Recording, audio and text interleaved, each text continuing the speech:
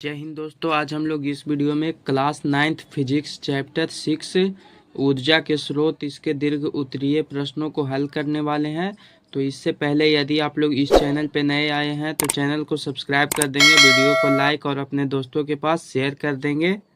पहला प्रश्न है कि बायोगैस संयंत्र की बनावट और कार्यविधि का वर्णन करें। तो सबसे पहले हम लोग बायोगैस का इसका बनावट के बारे में लिखेंगे कि इसका किस प्रकार से यह बनाया जाता है। तो लिखेंगे कि बायोगैस संयंत्र ईंटों से बना एक गुंबद रूप संरचना है। इस टंकी में गोबर तथा पानी का घोल भर देते हैं तथा ड्रम के आकार वाली एक स्टील की बनी गैस टंकी में टैंक में भरे गोबर के घोल के ऊपर उल्टी रख देते हैं। यह टंकी बायोगैस इकट्ठा करने के लिए होता है।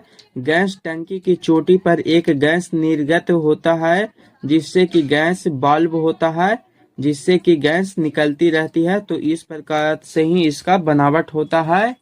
तो जैसा कि आप लोग इस चित्र में देख सकते हैं, यही है बायोगैस। तो इस प्रकार से ही इसको बनाया जाता है। तो अब इसके बाद हम लोग यह जानेंगे कि इसका कार्यविधि क्या है, यानी कि यह किस प्रकार से अपना कार्य करता है।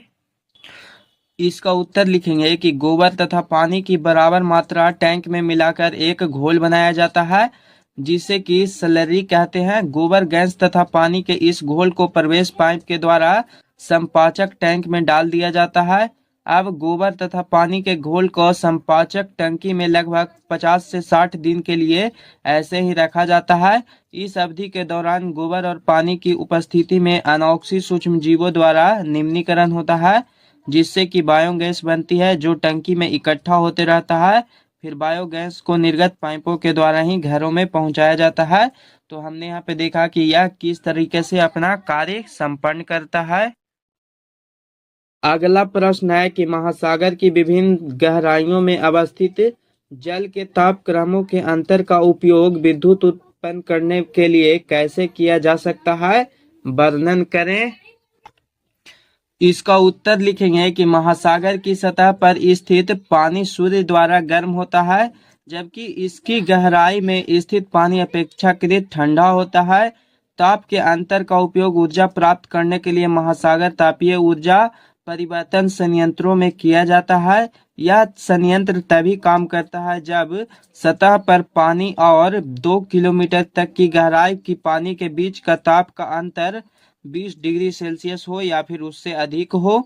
गर्म सतह पानी का उपयोग अमोनिया जैसे कि वाष्पशील द्रव को उबालने यानी कि गर्म करने के लिए किया जाता है तथा द्रव के वाष्प का उपयोग जनित्र के टरबाइन को चलाने के लिए किया जाता है।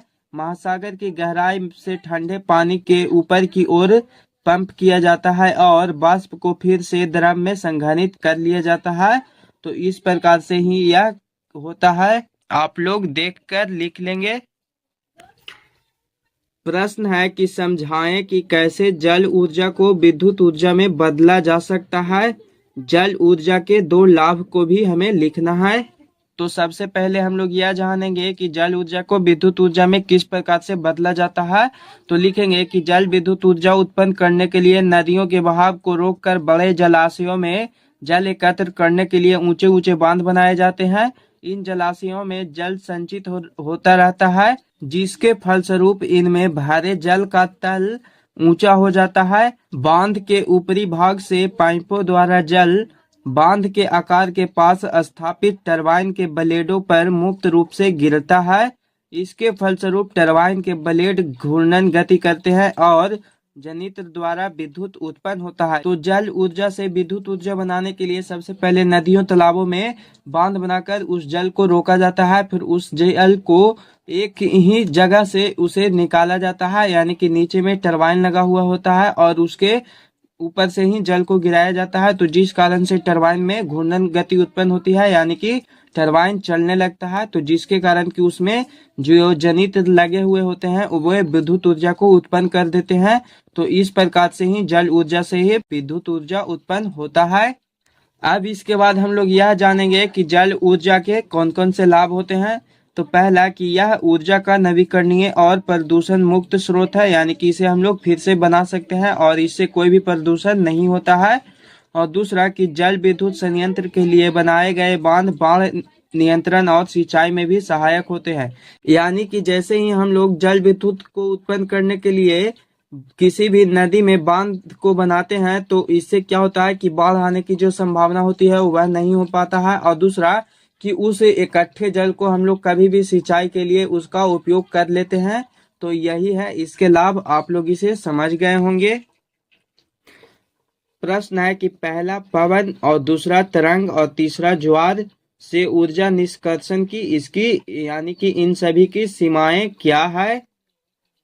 तो आप लोग देखिए कि सबसे पहले हम लोग लिखेंगे कि पवन ऊर्जा की सीमाएं क्या क्या है। तो पहला कि पवन ऊर्जा का उपयोग केवल उन स्थानों पर किया जाता है जहां की अधिकांश समय हवा चलती रहती है। ऐसा नहीं कि हम लोग किसी भी स्थान पर पवन ऊर्जा का उपयोग कर सकते हैं उसके संयंत्रों को लगाकर, ऐसा संभव ही नहीं है। और दूसरा कि टरबाइन को आवश्यक गति से घुमाने के लिए हवा की गति 15 किलोमीटर प्रति घंटे से अधिक होनी चाहिए। यानी कि पवन ऊर्जा में जो उसके ब्लेड लगे हुए होते हैं उसको चलाने के लिए कम से कम 15 किलोमीटर प्रति घंटे की स्पीड से हवा की चाल होनी चाहिए, अन्यथा वो जो ब्लेड लगे हुए होते हैं वे गति नहीं कर पाएंगे। तो इस कारण से कि हम लोग भी पवन ऊर्जा का उपयोग नहीं कर पाएंगे। और इसका तीसरा कि पवन ऊर्जा फार्म स्थापित करने के लिए बड़े क्षेत्र की आवश्यकता होती है। यानी कि ऐसा नहीं है कि हम लोग किसी भी छोटे स्थान पर पवन ऊर्जा का उपयोग कर सकते हैं इसको लगाकर, ऐसा नहीं होता है। इसको लगाने के लिए बहुत ही अत्यधिक मात्रा में जगह की आवश्यकता होती है। अब इसके बाद हम लोग तरंग की क्या सीमाएं होती है इसको लिखेंगे। तो पहला कि तरंग ऊर्जा तभी प्राप्त की जाती है जब तरंगे बहुत प्रबल हो, यानी कि बहुत ही ज़्यादा अधिक और मजबूत हो, जिस कारण से ही हम लोग तरंग ऊर्जा को प्राप्त कर सकते हैं। और दूसरा कि इसके उत्पादन में समय और स्थिति बहुत बड़ी परिसीमाएं हैं। यानी कि इसके उत्पादन में समय और स्थिति ये दोनों बहुत ही बड़ी भूमिका निभाते हैं। अब इसके बाद हम लोग ज्वार की लिखेंगे कि इसका क्या सीमाएं होती है। तो लिखेंगे कि ज्वार भाटा के कारण सागर की लहरों का चढ़ना और गिरना घूर्णन गति करती है। पृथ्वी पर मुख्य रूप से चंद्रमा के गुरुत्वीय खिंचाव के कारण होता है। तरंगों की ऊंचाई और बांध बनाने की स्थिति इसकी प्रमुख सीमाएं हैं। तो ये सभी इसकी सीमाएं हैं, आप लोग इसे लिख लेंगे। 5 नंबर प्रश्न है कि जीवाश्म ईंधन और ऊर्जा के प्रत्यक्ष रूप में सूर्य की तुलना करें। यानी कि हमें सूर्य और ऊर्जा के जो जीवाश्म ईंधन है उससे हमें इन दोनों में अंतर बताना है। तो पहला कि जीवाश्म ईंधन ऊर्जा का अनवीकरणीय स्रोत है, यानी कि जीवाश्म ईंधन को हम लोग निर्मित नहीं कर सकते हैं, जबकि सूर्य ऊर्जा का नवीकरणीय स्रोत है, यानी कि इसे हम लोग निर्मित कर सकते हैं। दूसरा अंतर कि जीवाश्म ईंधन रासायनिक क्रियाओं से ऊष्मा और प्रकाश कम उत्पन्न करता है, जबकि सूर्य परमाणु संलयन द्वारा बहुत ही अधिक मात्रा में ऊष्मा और प्रकाश उत्पन्न करता है। इसका तीसरा अंतर कि जीवाश्म ईंधन निरंतर ऊर्जा प्रदान नहीं कर सकता है, जबकि सूर्य ऊर्जा वह निरंतर ऊर्जा प्रदान करते रहता है। चौथा अंतर कि जीवाश्म ईंधन पर मानव मन चाहे ढंग से उस पर नियंत्रण कर सकता है, जबकि सूर्य पर मानव चाहे मन ढंग से नियंत्रण नहीं कर सकता है। चूंकि सूर्य है वह बहुत ही बड़ा है और उसमें बहुत ही ज्यादा मात्रा में ऊर्जा होती है, तो जिस कारण से हम लोग उस पर नियंत्रित नहीं कर सकते हैं। जबकि जीवाश्म ईंधन होते हैं उस पर हम लोग नियंत्रित कर सकते हैं। यदि हमें ऊर्जा की अधिक आवश्यकता होगी तो हम लोग ज्यादा ईंधन को जलाएंगे, यदि हमें कम आवश्यकता होगी तो हम लोग कम ईंधन को जलाएंगे। तो इस प्रकार से हम लोग जीवाश्म ईंधन पर नियंत्रण कर सकते हैं, जबकि सूर्य पर हम लोग नियंत्रण नहीं कर सकते हैं। अब इसका लास्ट 6 नंबर प्रश्न है कि ऊर्जा के स्रोतों के रूप में जैव द्रव्यमान और जल विद्युत की तुलना करें। यानी कि इन दोनों में अब हमें अंतर लिखना है। तो इसमें पहला अंतर लिखेंगे कि जैव द्रव्यमान ऊर्जा का नवीकरणीय स्रोत तभी है जब हम योजनाबद्ध तरीके से पेड़ लगाते हैं, जो कि जल विद्युत के मामले में नहीं है। दूसरा कि जैव द्रव्यमान से ऊर्जा चूल्हा या गोबर गैस संयंत्र का उपयोग करके प्राप्त की जा सकती है, जबकि जल विद्युत ऊर्जा के लिए नदियों पर बांधों के निर्माण की आवश्यकता होगी। यानी कि हम लोग जैव द्रव्यमान ऊर्जा प्राप्त करने के लिए चूल्हा, गोबर गैस, इन सभी के उपयोग करके ही हम लोग प्राप्त कर सकते हैं। जबकि हमें यदि जल विद्युत ऊर्जा प्राप्त करना होगा तो इसके लिए हम लोग सीधा बांध बनाएंगे, तभी हम लोगों को मिलेगा, अन्यथा नहीं मिल पाएगा। और तीसरा अंतर कि जैव द्रव्यमान केवल बायोगैस में परिवर्तित होने पर ही प्रदूषण मुक्त ऊर्जा प्रदान करता है, जबकि जल विद्युत ऊर्जा पूरी तरह से प्रदूषण मुक्त होता है।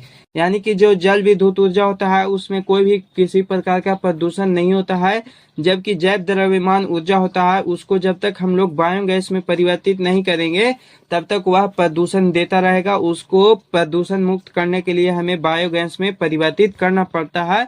तो यह इस दोनों में अंतर है, आप लोग इसे लिख लेंगे। और अभी तक आप लोग इस चैनल को सब्सक्राइब नहीं किए होंगे तो सब्सक्राइब कर देंगे। तो मिलते हैं हम लोग फिर किसी एक नए वीडियो के साथ, तब तक के लिए जय हिंद, जय भारत।